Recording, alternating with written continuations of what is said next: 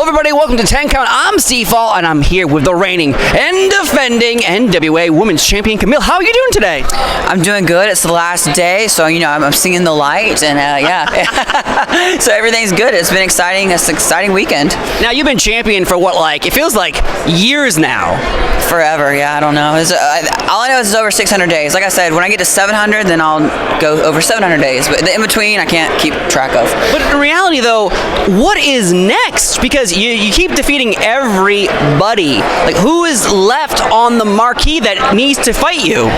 Well, next weekend we got La Rosa Negra, and so that's gonna be. I gotta get through her. She's a very tough opponent, very feisty. She has a lot of fire, and so gotta get through there. And then after that, we go to Australia. So there'll be lots of opponents in Australia that maybe I've never even heard of. Oh, so yeah, the unknown is out there, and if anyone wants to challenge me, then I'm open for business. As the NWA reigning defending women's champion, Ring of Honor with Athena as champion, is that a possibility? Because I know she's looking for new opponents as well. I would love that. Absolutely. She's an incredible competitor, and I think being able to mix it up with her would be something that not only we would like to do, but the fans would like to see as well. I think so, because dream matches keep happening constantly, but yet I think we're sort of running out of dream matches, but not having people combine Ring of Honor, NWA, Impact, WWE. There's so much happening, but I think we're running out. Is that something you see slowly happening? Do we need a resurgence of more talent? I think that that things have to. What's old becomes new again, yeah. Right? You know what I'm saying? So I give it a little break, and then even people that have faced off before, if they face off again with a new story, something refreshed. I think that it just needs to have a little downtime, and then you can go back to the same old things and refresh. But of course, like you said too, having new talent and mixing it up is exciting as well. So really, there's pros to it all. I don't see any negative about any of it. Right, true. Because I think Tokyo Joshi Pro is an organization that's growing every single day here in America, at least. I think I could be wrong, but I think we had a lot of the girls right. They left already, but they were right behind us signing, and they had looked to have a lot of fan support, here. So. Well, I saw Maki Ito in the parking lot, so I said hello. She recognized me as well because I interviewed her before, and I think her taking on you. Love that. This is a fantasy match people I don't think have seen yet. No, I know. There's a couple girls named Yuki. My dog down here, his name's Yuki, so that's Destiny, I think. Look at a dog down there. Yeah. Oh, can't see, but she's down there. So beautiful. So you're dog versus cat. You like dogs? I am a dog person. Yes, I have to say I'm a dog person. Are you against cat people? I'm not against cat people at all. I've met a few cats that I like. My dog actually has kind of a cat personality. Oh. Yeah. Sit on your shoulder? No, but she just loves looking out the window. She only really comes and gives me love when she feels like it, type of deal. You know what I'm saying? She's very cat-like. So I'm not against cats. I used to be very allergic. That's why, I think I've grown out of it a little bit though. So you need a hairless cat like Dr. Evil had? I can't have any other animals with Yuki because she does not get along with other animals. So, yeah, no. That's awful. Yeah. Now, what's the next step for NWA? Because as a champion, obviously, you're traveling around. You're here at WrestleCon right now. You're putting the name, the brand out there.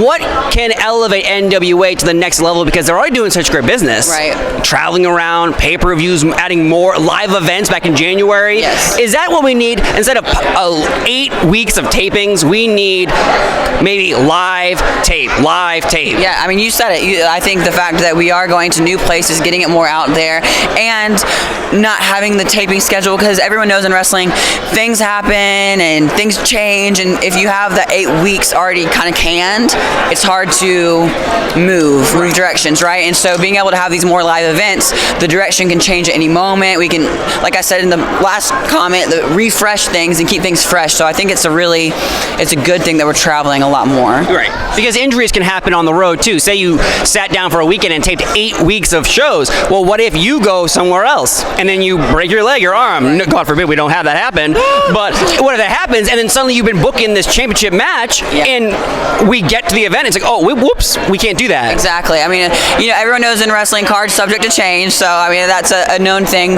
But it does help to be able to just go a couple weeks at a time, or maybe even a month at a time. And we're in Chicago. I know Billy's doing it for the Highland Park area, and so the area that was affected really badly. responsibly, and so you can go into new communities and not only have wrestling, but do things for good causes and just expand not only the wrestling world but the community around it. You know what I mean? Of course. Yeah. I did an interview with Chris Adonis, who's fighting Tyrus at the next huge pay-per-view. He got something to prove. Oh boy, he had some things to say about Tyrus. He said he believes Tyrus is just using the NWA Championship as a prop. Right. Instead of promoting the championship in the organization, he's on Fox just talking about what he wants to talk about, yet not pointing at that title, not saying, hey, did you see this? You see this? Right. That's Chris Adonis' opinion. What's your opinion on that?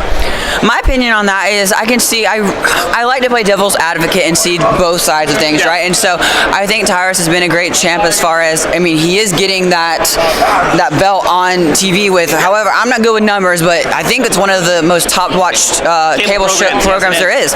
And so I see that, but I also see Chris, who has been like wrestling since all his life. I mean, he looked like a grown man when he was like 18 years old or whatever, but forever, and he feels like he needs to bring like the wrestling back to the NWA and like that, you know, having killer matches and stuff. And so I can see both sides of it. But I don't think, I like to think that no one in wrestling would use anything as a prop, because especially in the NWA, it's so prestigious and there's so much history. So I'd like to think everyone has a little bit more respect for it than that.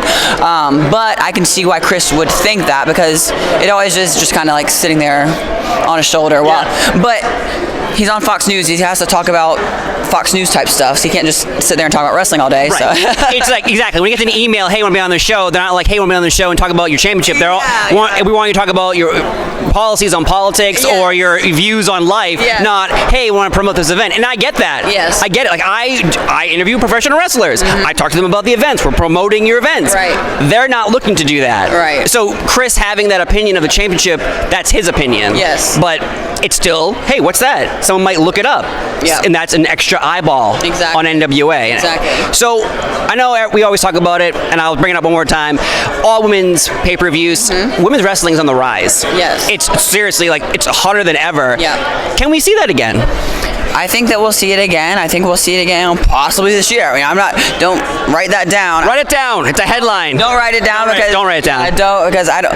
But I mean, I think it's going to happen. I mean, there's so much talk about it, and like you said, we got the Joshi girls. We got so many new talents out there, and I think that we could have some really, really interesting matchups. So obviously, everyone always asks the question, which I hate asking because it's the worst question, but I will ask it. Dream matches. Dream matches. I mean, after seeing Rhea and Charlotte last night, either Charlotte Flair, I mean, one of the greats, being able to wrestle someone like her, someone like Rhea. I mean, if we're talking not just NWA here, talking all over. I mean, after seeing what they did last night, how could you not say them? You know what I mean? It's one, good business, and two, would be just an incredible matchup. Now, since we're here talking about night one of WrestleMania, the argument always on Twitter was who's going to main event night one. Charlotte Flair did an interview where she said, why is it a guarantee for the men always to main event night two? Yeah. Shouldn't it be a guarantee for the women to main event night one? I might have a look down upon opinion here, but I could care less about main eventing. Like I get the prestige and the importance, and that's kind of what's billed to sell the show. But the thing is, from top to bottom, the show has to be a good show, and you're able to steal the show with any match. And so I think if you put too much pressure or too much what's the word I'm looking for? Yeah, like too much cost in that, you know what I mean? It's not that important to me. I understand it is to other people, but I just think that, you know, you are where you are on the card, and you make the most of that. And I mean, people are talking about really all of the matches from last night. I've seen a little bit from everything, and so it's not like, I don't think that you're less important if you're not main eventing. That's all. You know what I mean? Triple H even in the press conference said he's like, the storyline with the Usos and Kevin Owens and Sami Zayn was more prominent than Rhea Ripley versus Charlotte. So what's the best story we're telling here? We can all have 5-star matches. Exactly. But where's the story? At the end of the day, it is a story payoff, and like that's. I think maybe I didn't see what she said, of course. Me neither. These are quotes. Right, but maybe she was saying, you know, maybe she she had a problem with their storyline build-up, and maybe she wishes it would have been a better storyline build-up. And so I could see that being, rather than the main event-ing of it, more like, okay, I wish we had a little bit better of a build-up into it. Of course. Now, have you had a great weekend here at WrestleCon? Great weekend, you know, being able to people watch, see some old friends, make some new friends, and we were staying in a haunted hotel, and I didn't get possessed that I know of. A haunted hotel? Yeah, this Biltmore Hotel. I think they said that they filmed some Shining scenes here.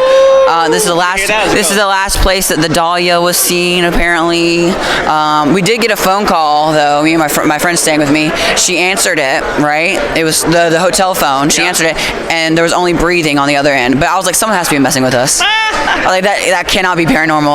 That's the only way I was able to go to bed that night, is saying someone's messing with us. So yeah, it's a haunted hotel. Now, we've seen stories recently of wrestling fans showing up at airports, having like 10,000 Funko Pops, being like, I'm a huge fan. Can you sign all these?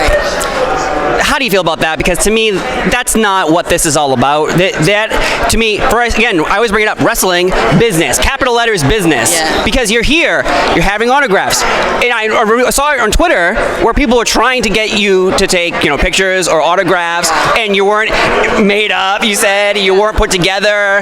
But how does that make you feel when you see someone try to do that to wrestlers? Because in reality, it's a private life too. Yeah, so that didn't happen to me yet, but I had friends texting me that were already here saying that that's what was going on. And like I said, I was like, well, for one, don't you want a picture when I'm all nice and made up? And energy-wise, if I just got off a long flight, like, I'm probably not going to be the nicest human being. Like, I'm ready to get to the room and get settled in. And so I was like, why would you not just see me when I have energy for you? But regardless, I don't care about being a bad guy. I will say no. So I don't care. Good. Yeah, I just, no. Good, because you see it all the time. Mysterio had it happen recently. Liv Morgan, Rhea Ripley. When you have 10,000 items of something, like, I'm a huge fan. Like, there's a difference between saying I'm a huge fan. Like, I've been here all weekend. It's WrestleMania weekend, and I've been at, there's Usos, there's Roman Reigns. Did I ever once stop them and go, give me a picture or sign this? Never, because you know why? They're not on the clock. Right. They're not on the clock, and to me, that's insulting to a professional. If they respect you and they like you, why would they do that to you? Yeah, I mean, there's different, like, especially, obviously I have a soft spot for kids. Like, it's different. I don't want to say that I won't say no to kids, because then people might take advantage. But like, it's hard to say no to kids, right? But I did, like in Mexico, for instance, when we were leaving the stadium and people were like, picture. As long as we can like do the walk and picture thing, that's what I do. Like, if we can keep walking and you can get it, then I'm totally down. Or like signing something really fast. I'm not gonna sit there and sign your collection so you can go make money off it. I'm sorry, I'm just not. No, it's not gonna happen. Where do you see that? You're gonna cut? Right. And every autograph you sign, it makes your autograph go down, and what it's worth. Yep. So that's the way I look at it. I can go on eBay right now and find a Hulk Hogan autograph for $5 because he probably signed so many over the past 40 years. Exactly. Well, I gotta say, the reigning and defending NWA Women's Champion Kamille, it's always a pleasure talking to you. I know it's so nice. I got to see you face to face. We've talked on Zoom before, and now here we are face to face, reunited, and it feels so good. No one paid me to sing. No one did that. But thank you so much. Thank you. Appreciate it. Cool. I really appreciate it. Awesome. Thank you so much. Of course. It's always